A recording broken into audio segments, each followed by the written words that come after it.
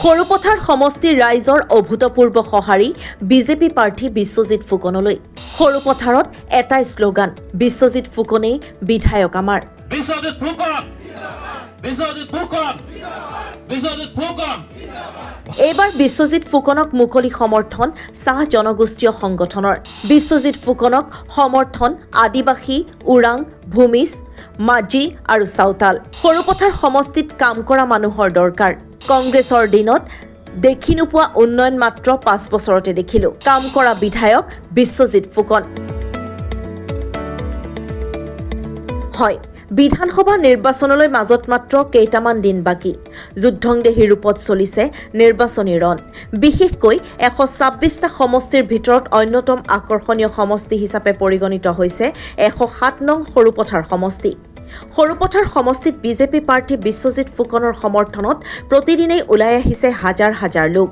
বিশ্বজিৎ ফুকনৰ নেতৃত্বতে যোৱা 5 বছৰত সৰুপথাৰ সমষ্টিৰ উন্নয়ন আৰু বিকাশ দ্ৰুতগতিত আগবাঢ়িছে।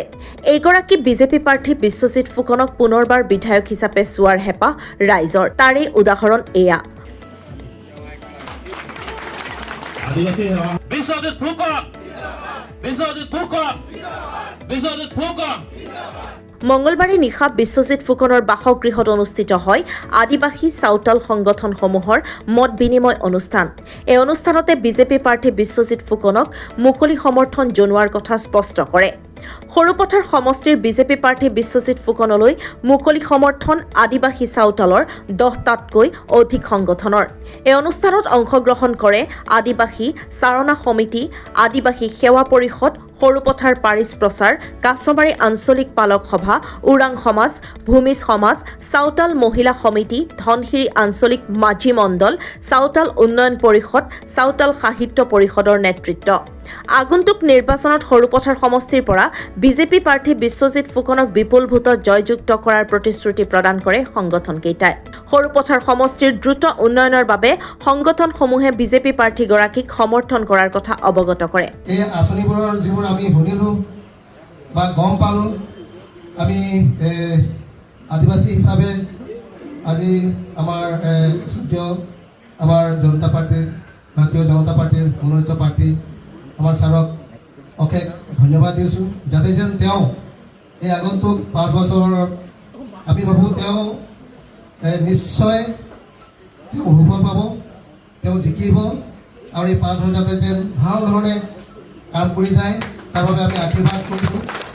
আৰু আমাৰ আদিবাসীসকলে যাতে যেন আৰু অধিক আমাক আৰু সুবিধা আমাক পাহৰি নাযায়। হ'ব পাৰে আমি বিভিন্ন চাওতাল, ওৰাং, মুণ্ডা, খাৰিয়াৰ বিভিন্ন জাতি আছোঁ, তাৰ ভিতৰত কিছুমান আমি খ্ৰীষ্টান আছোঁ, খ্ৰীষ্টান ভিতৰত কেথলিক, বেপ্টিষ্ট, বিলিভাৰ যিসকলে আছোঁ, যিয়েই নহওক আমি যেনেকৈ আছোঁ, আমাক যাতে যেন সমান চকুৰে চাই যায় আৰু ডেভেলপ কৰি যায় তেনে বোলে ভাবি আমি আশা ৰাখিলোঁ। আৰু অশেষ ধন্যবাদ দিম। আগন্তুক যি 9 তাৰিখে আমাৰ ইলেকশ্যন আছে, আমি ছাৰক ভাল ফল পাব বুলি আশা ৰাখি। বিধায়ক হিচাপত আহিছে ছাৰক মই জানো, সদায় প্ৰায় লগ কৰিয়ে থাকোঁ। যিহেতু ছাৰৰ যিখিনি উন্নয়নমূলক কামবিলাক দেখি খুবেই ভাল লাগিছে, সেয়েহে মই আমাৰ চাওতালী মহিলা সংগঠন ফালৰ পৰা মই ছাৰক অশেষ ধন্যবাদ জ্ঞাপন কৰিছোঁ। যিহেতু আগন্তুক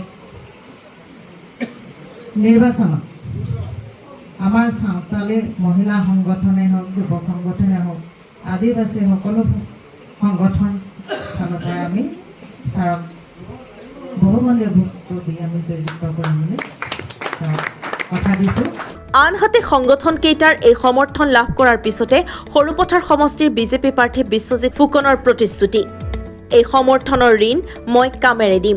আপোনালোকৰ মৰম আৰু আশীৰ্বাদ আমাৰ আহি থকা দিনত কাম কৰাৰ বাবে প্ৰেৰণা হৈ থাকিব আৰু এই মৰম মই কেতিয়াও নাপাহৰোঁ। আমাৰ সৰুপথাৰ সমষ্টি যিমানখিনি জনগোষ্ঠী আছে, এই জনগোষ্ঠীসমূহৰ ভিতৰত আটাইতকৈ বেছি জনসংখ্যা চাহ জনজাতি জনগোষ্ঠীৰ আছে।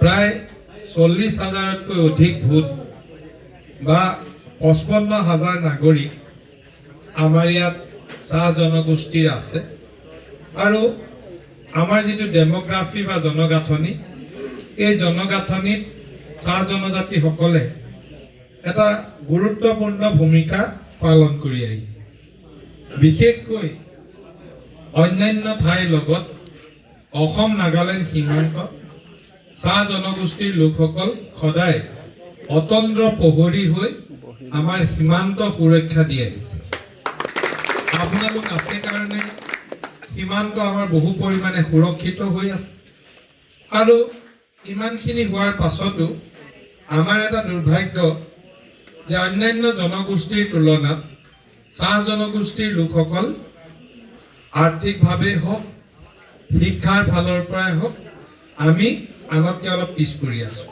অপ্ৰিয় সত্য আমি পিছ পৰি থকাৰ কাৰণ হয়তো বহুত আছে ওচৰত ভাল স্কুল নাছিল পঢ়ুৱাবলৈ পৰিয়ালৰ সামৰ্থ্য নাছিল আমি পিছ পৰি থকাৰ অৰ্থটোৱে হ'ল যে নতুন প্ৰজন্মক আমি আৰু ভাল জীৱন যাপন কৰিব পৰাকৈ আগবঢ়াই দিব পৰা নাই কেইবছৰমানৰ ভিতৰত মেডিকেল কলেজৰ সংখ্যা 25খন হ'ব প্ৰত্যেকখন মেডিকেল কলেজত এটা কোটা কৰি দিছে যে চাহ বাগানৰ শ্ৰমিক বা চাহ বনোৱাৰ ল'ৰাৰ কাৰণে চাহ জনজাতিৰ কাৰণে প্ৰত্যেকখনতে 4টাকৈ MBBS বা ডক্টৰৰ পঢ়িবৰ কাৰণে ৰিজাৰ্ভেশ্যন আছে আৰু কেইদিনমানৰ ভিতৰত যেতিয়া 25খন হ'ব এতিয়া 14খন হৈ আছে বনাই আছে 25খন হ'লে প্ৰত্যেক বছৰে কেৱল চাহ জনজাতিৰ লোকৰ মাজত 100জন ডাক্তৰ অসমত প্ৰত্যেক বছৰে ওলাব আগতে আমি ডাক্তৰ বুলি ক'লে চাহ জনজাতি গঞ্জু ডাক্তৰৰ কথা জানো গোলাঘাটত খেৰিয়াৰ ঘৰত কেইবাজনো ডাক্তৰ আছে গৌতম খেৰিয়া ভাস্কৰ খেৰিয়া তেওঁলোকৰ গোটেই পৰিয়ালটোৱে ডাক্তৰ তেওঁলোকৰ কথা জানো আৰু চাহ জনজাতি আদিবাসী লোকসকলৰ মাজত যি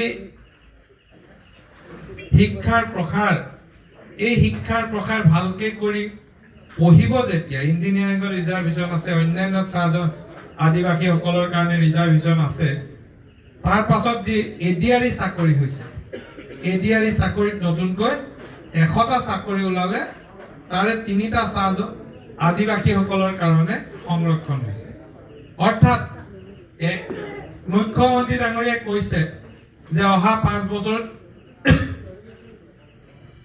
2 লাখ চাকৰি দিম বাকি মেৰিটতটো পাবই কেৱল আদিবাসী হোৱাৰ বাবে আমাৰ 2 লাখত 6,000 চাকৰি আমাৰ কাৰণে ৰিজাৰ্ভেশ্যন থাকিব কম্পিটিশ্যন আদিবাসী লোকসকলৰ ভিতৰত তাত বেলেগ কোনো নাই আজি APSC প্ৰত্যেক বছৰে 4% চাকৰি আজি পুলিচৰে হওক TSP SCS officer tax officer 104টা আদিবাসীসকলৰ কাৰণে সংৰক্ষিত এয়া আমাৰ চৰকাৰৰ দিনত ডক্টৰ হিমন্ত বিশ্ব শৰ্মা ডাঙৰীয়াই লোৱা পদক্ষেপ যা হওক বিজেপি প্ৰাৰ্থী বিশ্বজিৎ ফুকনৰ শক্তি বৃদ্ধিৰ লগে লগে বাৰুকৈ নিৰ্বাচনৰ প্ৰাক মুহূৰ্তত শোলঠেকত পৰিছে বিৰোধী প্ৰাৰ্থী জীৱন চুতীয়া